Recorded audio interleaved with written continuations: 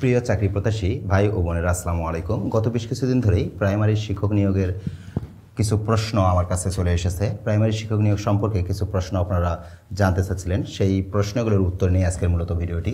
অনেকেই বলেছেন যে স্যার আবেদনের যোগ্যতা কী, এছাড়াও বলেছেন সঙ্গীত ও শারীরিক শিক্ষার যে সার্কুলার হওয়ার কথা ছিল সে সার্কুলারটা কবে। এছাড়া অনেকেই বলেছেন যে সাধারণ শিক্ষক অর্থাৎ সহকারী শিক্ষক যে নিয়োগের সার্কুলার হওয়ার কথা ছিল সেটা কবে প্রকাশিত হবে। এছাড়াও আরও প্রশ্ন রয়েছে সকল চাকরির প্রস্তুতির জন্য কোন বই পড়লে ভালো হবে। এছাড়াও আরও একটি প্রশ্ন হচ্ছে যে কোনো সরকারি চাকরির জন্য প্রস্তুতি কিভাবে শুরু করব।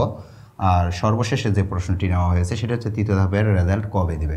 তো আমরা এক এক করে সবগুলো প্রশ্নের উত্তর দেবো। আপনাদের একটু ধৈর্য ধরে পুরো ভিডিওটা দেখতে হবে, দেখলে আশা করছি এই যে পুরো প্রশ্নর যে সিরিয়ালটা দেখতেছেন এই সিরিয়ালের পুরো প্রশ্নের উত্তরগুলো আপনারা যথাযথভাবেই পেয়ে যাবেন। তো চলুন কথা না বাড়িয়ে প্রথম প্রশ্ন থেকেই শুরু করি। অনেকেই বলেছেন স্যার আবেদনের যোগ্যতা কী। দেখুন, আবেদনের যোগ্যতা অর্থাৎ প্রাইমারি শিক্ষক নিয়োগের আবেদনের যোগ্যতাটা কি সাধারণ অর্থাৎ সহকারী শিক্ষক নিয়োগের ক্ষেত্রে এই আবেদনের যোগ্যতাটা হচ্ছে অনার্স অথবা ডিগ্রি পাস থাকতে হবে একজন প্রার্থীকে। অবশ্যই অনার্স অথবা ডিগ্রি পাসের পাশাপাশি তাদেরকে যে একাডেমিক রেজাল্টটা রয়েছে অনার্স অথবা ডিগ্রি যেটাতে যে পড়েছে সেই একাডেমিক রেজাল্টটা তাদের দ্বিতীয় শ্রেণী অর্থাৎ দ্বিতীয় বিভাগে অতিক্রম করতে হবে, অর্থাৎ 2.50 আপ করতে হবে। আউট অফ 4-এর মধ্যে 2.50 যারা আপ করতে পারবে তারাই এখানে আবেদন করতে পারবে। তবে 2.50-র নিচে যারা রয়েছে তারা কিন্তু এখানে আবেদন করতে পারবে না, এই বিষয়টা আপনাদের মাথায় রাখতে হবে। এর পরবর্তী যে প্রশ্ন ছিল সেটা হচ্ছে সঙ্গীত ও শারীরিক শিক্ষার সার্কুলার কবে দেবে। দেখুন, আপনারা জানেন যে প্রাইমারিতে সঙ্গীত ও শারীরিক শিক্ষা বিভাগে শূন্যপদ সৃষ্টি হয়েছে এবং এই শূন্যপদ পূরণের লক্ষ্যে বিগত সরকার থাকাকালীন অবস্থায় নিয়োগ বিজ্ঞপ্তি প্রকাশের তারা কিন্তু ইচ্ছা প্রকাশ করেছিল। তবে বর্তমান সময়ে এই নিয়োগ বিজ্ঞপ্তি সম্পর্কে আপনারা জানতে চাচ্ছিলেন, আপনারা এই বিষয়টা মাথায় রাখবেন যে তৃতীয় ধাপের ফলাফল কিন্তু এখনও প্রকাশিত হয়নি। যেহেতু তৃতীয় ধাপের ফলাফল এখনও প্রকাশিত হয়নি, সুতরাং নতুন করে নিয়োগ বিজ্ঞপ্তি তৃতীয় ধাপের ফলাফল প্রকাশিত না হওয়া পর্যন্ত প্রকাশিত হবে না। আর এই যে সঙ্গীত ও শারীরিক শিক্ষা বিভাগের যে সার্কুলারটা আছে এই সার্কুলারটা অনেকেই বলেছেন যে এই বছর কি সার্কুলার আসার সম্ভাবনা আছে কি না। দেখুন, সঙ্গীত ও শারীরিক শিক্ষা বিভাগে এবছরে সার্কুলার আসার সম্ভাবনা খুবই কম। তবে যারা সঙ্গীত এবং শারীরিক শিক্ষা বিভাগের সার্কুলারের অপেক্ষা করতেছেন তারা সার্কুলারের অপেক্ষা না করে তাদের প্রস্তুতিটা নিতে থাকুন। প্রস্তুতি নিতে থাকলে দেখবেন যে আপনাদের যেহেতু শূন্যপদ অলরেডি সৃষ্টি হয়ে গেছে, তাহলে দিন যত যাবে শূন্যপদের পরিমাণ আরও বৃদ্ধি পাবে। আপনারা খুব তাড়াহুড়ো না করে আপনারা আপনাদের পড়াশোনায় ফোকাস করুন, তাহলে দেখবেন যে পরীক্ষায় ভালো করতে পারবেন এবং এই জবটা আপনাদের জন্য কিন্তু অনেক বেশি কার্যকরী হবে। আর একটা বিষয় হচ্ছে অনেকেই মনে করে সঙ্গীত এবং শারীরিক শিক্ষা বিভাগের যে জবটা আছে এই জবটা হয়তো খুব বেশি ভালো হবে না, সহকারী শিক্ষকের জবটাই বেশি ভালো হবে, এরকম অনেকেই মনে করে থাকেন। কিন্তু এই বিষয়টা মাথায় রাখবেন, সঙ্গীত এবং শারীরিক শিক্ষা বিভাগে যারা জব করবে তারা কিন্তু সহকারী শিক্ষকের থেকে অনেক বেশি সুযোগ সুবিধা ভোগ করবে। কারণ সঙ্গীত এবং শারীরিক শিক্ষা বিভাগে ধরুন যিনি শারীরিক শিক্ষার শিক্ষক হবে তিনি কিন্তু পিটিতে অংশগ্রহণ করবে অর্থাৎ অ্যাসেম্বলিতে অংশগ্রহণ করবে, শিক্ষার্থীদের বিভিন্ন ধরনের দিক নির্দেশনা দেবে এবং বিভিন্ন শারীরিক শিক্ষার বিষয় নিয়ে কথা বলবে বা সেই বিষয়গুলো তাদের শেখাবে। তার পরবর্তী সময়ে ক্লাস টাইমগুলোতে কিন্তু তার তেমন কোনো আর কাজ নেই। কিন্তু অন্য যে সহকারী শিক্ষক রয়েছে তাদের কিন্তু এখানে অনেক বেশি পরিমাণে এফোর্ট দিতে হয় বা পরিশ্রম করতে হয়। সুতরাং এটা কিন্তু আসলে একই গ্রেডের অর্থাৎ সহকারী শিক্ষক এবং সঙ্গীত এবং শারীরিক শিক্ষা বিভাগে যারা শিক্ষকতা করবে তাদের দুইজনেরই গ্রেড কিন্তু একই, বেতনও একই এবং সম্মানের দৃষ্টিকোণ থেকে সম্মানও কিন্তু একই। সুতরাং এটাকে কিন্তু অবহেলার চোখে দেখার কিছু নেই, এই বিষয়টা আপনারা মাথায় রাখবেন। এর পরবর্তী যে প্রশ্ন ছিল সাধারণ শিক্ষক নিয়োগ সার্কুলার কবে হবে।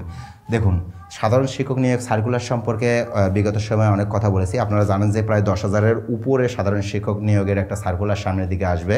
তবে সেটা এই বছরে আসার কথা ছিল, যেহেতু দেশের বর্তমান পরিস্থিতিতে সরকারের পুরো সিস্টেমটাই চেঞ্জ হয়ে গেছে, যার কারণে এখন নতুন করে এই নিয়োগ বিজ্ঞপ্তি প্রকাশিত হওয়া নিয়ে একটা সংশয়ের সৃষ্টি হয়েছে। আর এই সংশয় থেকে অনেকে এই প্রশ্নটা করেছেন।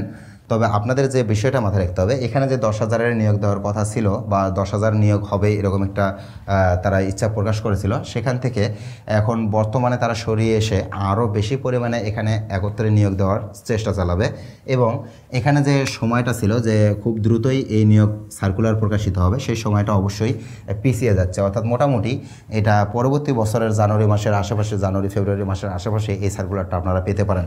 অনেকেই আবার বলতেছেন যে স্যার বয়স তো শেষ হয়ে যাচ্ছে, সার্কুলার তো নতুন করে আর দিচ্ছে না, এখন আমরা কি করব। দেখুন, যাদের বয়স শেষ হয়ে যাচ্ছে সার্কুলার নতুন করে পাচ্ছে না এজন্য চিন্তিত, তারা একটা বিষয় মাথায় রাখবেন, যেহেতু বয়স 35 করার দাবিতে অলরেডি আন্দোলন করতেছে এবং আন্দোলন চলমান, এবং এখানে বিবেচনাধীন রয়েছে যে 35 বছর করা যাবে কি না যাবে। তার মানে এখানে 30 বছরের যে একটা ধরাবাঁধা নিয়ম ছিল সেই নিয়ম থেকে অবশ্যই এটা কিন্তু বৃদ্ধি পাবে। যদি 35 নাও করে তবে এটা আপনারা মাথায় রাখবেন যে 32 অন্তত করবে। এটা কিন্তু সবাই আশা করতেছে যে আসলে 35 না করলেও চাকরিতে প্রবেশের বয়সসীমা 32 পর্যন্ত বৃদ্ধি করা হতে পারে। তো সুতরাং যাদের বয়স প্রায় শেষের দিকে তারা অতটা বেশি দুশ্চিন্তা করার কোনো কারণ নেই।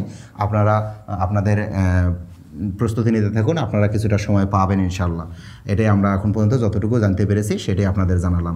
এর পরবর্তী যে প্রশ্নটা সেটা হচ্ছে সকল চাকরির প্রস্তুতির জন্য কোন বই পড়তে হবে। দেখুন, প্রতিটা চাকরি যে একটা প্রশ্নের কাঠামো আছে, প্যাটার্ন রয়েছে, সেই প্যাটার্নটা কিন্তু সম্পূর্ণ আলাদা হয়ে থাকে। তবে এখানে যে প্রশ্নটা করা হয়েছে সকল চাকরির প্রস্তুতির জন্য কোন বই পড়তে হবে, চাকরির প্রস্তুতির জন্য তো শুধুমাত্র একটা বই পড়ে তো চাকরি পাওয়া সম্ভব নয়। যারা চাকরির প্রস্তুতি অলরেডি নিচ্ছেন বা বিভিন্ন জায়গায় পরীক্ষা দিয়েছেন তারা কিন্তু এই বিষয়টা অবশ্যই জানেন। তবে আপনারা কি করতে পারেন, আপনারা যে সাবজেক্টগুলো রয়েছে, আপনারা জানেন যে বাংলাদেশের যে চাকরির পরীক্ষা হয়ে থাকে সেই পরীক্ষাগুলোতে টোটাল 4টা সাবজেক্টের সচরাচর পরীক্ষা হয়ে থাকে। একটা হচ্ছে বাংলা, ইংরেজি, গণিত এবং সাধারণ জ্ঞান। এই যে 4টা সাবজেক্ট রয়েছে এই 4টা সাবজেক্টেই পরীক্ষা হয়ে থাকে। তবে সাবজেক্টের মার্ক বিভাজনের ক্ষেত্রে বিভিন্ন সেক্টরে বিভিন্ন রকম হতে পারে, তবে এই 4টা সাবজেক্টেই পরীক্ষা হয়ে থাকে। আপনারা কি করবেন, আপনারা প্রথমত এই 4টা সাবজেক্টের জন্য টপিক ভিত্তিক যে পড়াশুনো আছে সেই পড়াশুনোগুলো কমপ্লিট করে নেবেন। অর্থাৎ যে কোনো কোম্পানির বই হোক না কেন, কোম্পানি আসলে মেইন ফ্যাক্ট না, সবাই আসলে একই বিষয়গুলোই উপস্থাপন করে। কেউ হয়তো বা দেখা যাচ্ছে একটা অধ্যায়কে আগে দিয়েছে, কেউ হয়তো একটা অধ্যায়কে পিছিয়ে দিয়েছে, এই আর কি। তেমন কোনো পরিবর্তন কিন্তু বইগুলোতে নেই। আপনারা যে কোনো একটা বই পড়ার পর আরেকটা বই ধরলে দেখবেন যে প্রায় আগের বইয়ের সাথে সেম মিলে যাচ্ছে, সব কিছুই প্রায় মিলে যাচ্ছে। কম বেশি 2-1টা প্রশ্নের হেরফের হতে পারে। তবে আপনারা কি করবেন, টপিক ভিত্তিক যে বইগুলো রয়েছে সেই বইগুলো পড়বেন। প্রতিটা সাবজেক্টের নির্দিষ্ট যে টপিকগুলো রয়েছে, যে টপিকগুলো থেকে কম বেশি প্রতিটা চাকরির পরীক্ষায় প্রশ্ন এসে থাকে সেই টপিকগুলো পড়বেন। পড়ার পর আপনারা যে জব সলিউশন আছে, বিসিএসের যে জব সলিউশন আছে, এই বিসিএসের জব সলিউশনটা আপনারা পড়ার চেষ্টা করবেন। তবে এখানে পড়ার সময় যে বিষয়টা খেয়াল রাখবেন সেটা হচ্ছে আপনারা অবশ্যই এর যে ব্যাখ্যা রয়েছে সেই ব্যাখ্যা সহ পড়বেন। অর্থাৎ অপশনের কিন্তু ব্যাখ্যা রয়েছে, যে অপশনটা সঠিক উত্তর রয়েছে সেই উত্তরের ব্যাখ্যা রয়েছে, পাশাপাশি অন্যগুলো কেন হলো না, অন্যগুলোর অ্যান্সার কী হতে পারতো সেটাও আসলে দেওয়া থাকে। যার কারণে আপনারা কী করবেন, যখন ব্যাখ্যা সহ পড়বেন তখন দেখবেন যে আপনাদের যে একটা বেজ আছে সেই বেজটা কিন্তু আরও মজবুত হবে এবং শক্তপোক্ত হবে। তখন আপনারা যে কোনো চাকরির পরীক্ষার জন্য প্রস্তুতি নিলে সেই চাকরিতে ভালো রেজাল্ট করতে পারবেন ইনশাল্লাহ। এই বিশ্বাসটা অবশ্যই রাখতে হবে আপনাকে। এছাড়া আরও অনেকেই বলেছেন যে কোনো সরকারি চাকরির জন্য প্রস্তুতি কীভাবে শুরু করব। দেখুন, আপনি বাংলাদেশের যে কোনো চাকরির প্রস্তুতি নিন না কেন, আপনাকে যে বিষয়টা খেয়াল রাখতে হবে সেটা হচ্ছে 4টা সাবজেক্ট যেটা আছে, বাংলা একটা, ইংরেজি একটা, গণিত একটা অর্থাৎ ম্যাথ একটা এবং জিকে একটা। এই যে 4টা সাবজেক্ট রয়েছে এই 4টা সাবজেক্টের ভিতর থেকে আপনি যে সেক্টরে পরীক্ষা দিবেন সেই সেক্টরের বিগত সালের কোশ্চেনগুলো অ্যানালাইসিস করতে হবে। বিগত সালের কোশ্চেন অ্যানালাইসিস করে আপনাকে সেই যে কোশ্চেনটা আসছে সেই কোশ্চেনটা কোন টপিক থেকে আসছে এরকম টপিকগুলোকে খুঁজে বের করতে হবে। আপনি যখন টপিকগুলো খুঁজে বের করবেন সেই টপিকগুলো থেকে আপনি দেখবেন একটু খেয়াল করে যে আসলে বিগত সময়ে অন্য যে পরীক্ষাগুলো হয়েছিল সেখানেও পরীক্ষায় প্রশ্ন এসেছিল কিনা, একাধিকবার প্রশ্ন এসেছে এরকম টপিকগুলো আপনারা সিলেক্ট করবেন। এরকম টপিক খুব বেশি আপনারা পাবেন না, হয়তোবা সর্বোচ্চ বাংলায় 10, ইংরেজিতে 10, গণিতে 10 এবং জিকেতে 10, এরকম আসলে টপিক আপনারা কম বেশি পাবেন। এটা আসলে কম বেশি হইতে পারে, সেই টপিকগুলো আপনারা একটু সিলেক্ট করবেন। এছাড়াও আরও কিছু টপিক আপনারা সিলেক্ট করবেন, যেমন ধরুন কোনো একটা সময় পরীক্ষায় এসেছিল একটা টপিক থেকে, এখন সেটা আর আসতেছে না, এরকম টপিকও আপনারা প্রতিটা সাবজেক্টে 5টা করে টপিক আপনারা সিলেক্ট করে নেবেন। 5টা করে যদি টপিক আপনারা সিলেক্ট করে নেন তাহলে এখানে মোটামুটি এখানে 4×10 আর এখানে 4×5=20, মোটামুটি এখানে 60টা টপিক হচ্ছে। আপনারা একটু খেয়াল করে দেখবেন 60টা টপিক যদি আপনি পড়েন তাহলে দেখবেন মোটামুটি সব ধরনের পড়াই আপনার কমপ্লিট হবে। যখন আপনার 60টা টপিক পড়া হয়ে গেল তখন আপনি এই 60টা টপিকের বাইরে আর কিছুই পড়বেন না। ওই 60টা টপিক থেকেই এমসিকিউ সমাধান করবেন, ওই 60টা টপিক থেকে আপনি বিভিন্ন ধরনের শর্ট কোশ্চেন সমাধান করবেন। এভাবে যদি আপনি প্রস্তুতি নিতে পারেন তাহলে আপনি যে কোনো সরকারি চাকরির জন্যই আপনি ভালো করতে পারবেন। এই বিষয়টা আপনাকে মাথায় রাখতে হবে। তবে যখন আপনি টপিকগুলো পড়তেছেন ওই টপিকগুলো কিন্তু অন্য সকল সরকারি চাকরির জন্যই আপনার কাজে লাগবে।